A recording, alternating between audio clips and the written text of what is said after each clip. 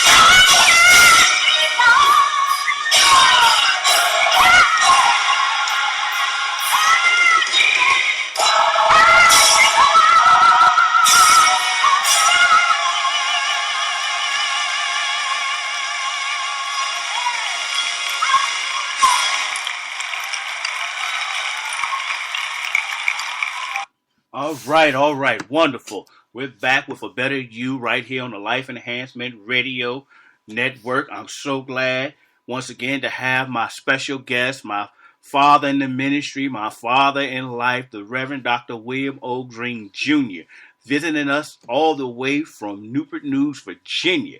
Man, I tell you, we've had a wonderful discussion thus far. He's given us some great insight and pulled out some points of the struggles of the church and how he has had to make a change in his methodology of getting his mission statement and his vision across to the community to make a difference where he is the pastor of Antioch Baptist Church in Newport News, Virginia. Just before we move forward, I just got a couple of announcements, as I always do. The Life Enhancement Group Toastmaster Leadership and Public Speaking Club will be meeting this Thursday night at 7 o'clock. And we're going to be meeting at 4424 Painters Mill Road, Owings Mill, Maryland. It's 21117. Once again, that's Life Enhancement Group Toastmaster Leadership and Public Speaking Club, where your boy William O. is the Vice President of Public Relations. So I got to make sure that you know it's out there. We're developing our website. We're developing some great and wonderful things that we can get out to the public so that you can know where to meet us at, where we're going to be interacting with the community. We're going to be interacting with the youth, and that's one of our strong focuses for early part of 2017 is to reach our youth and have them come in and become part of the Toastmasters Club.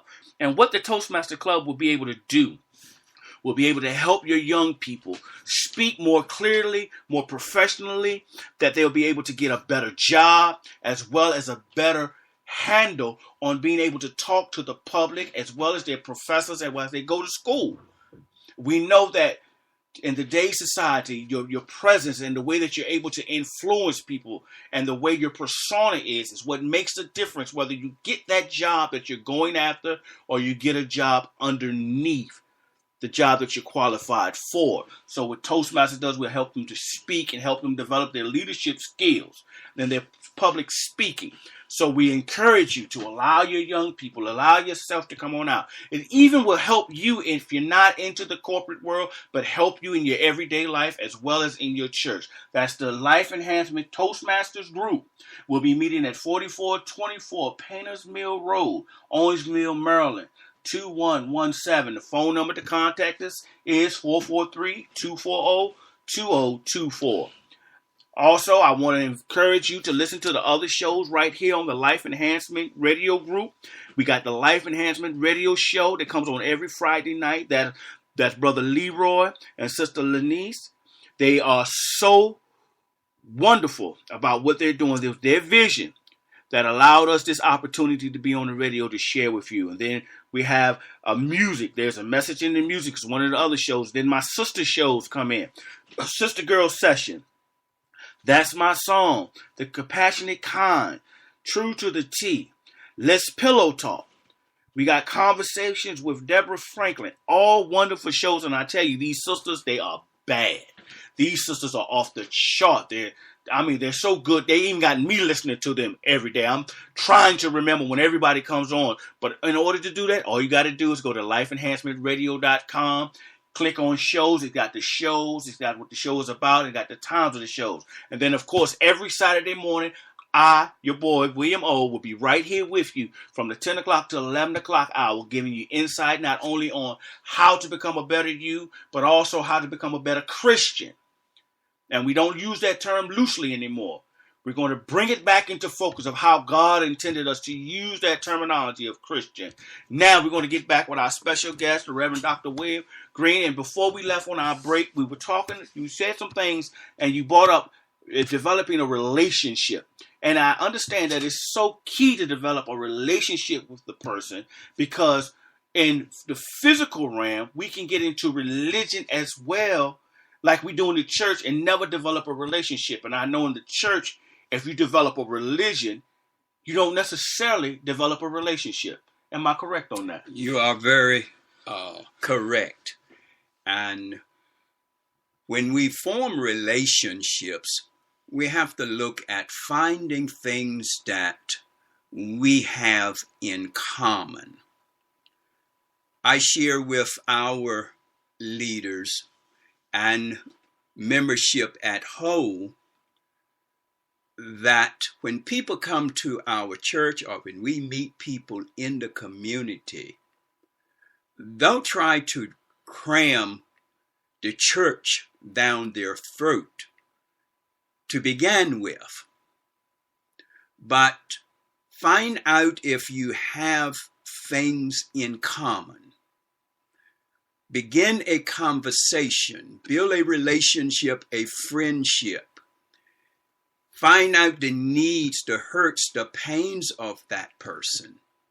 And then you will be able to share a better way, which is Jesus Christ. Building relationships, building friendships will help build church membership. Wow. Building a relationship. And you notice that he said, find out their needs. And if you remember clearly, that last week we talked about the needs and developing a needs assessment chart. So this would be very key in this point when you're coming in contact with people when they first come to the church, or they're coming there seeking help, or even if it's an established member in the church.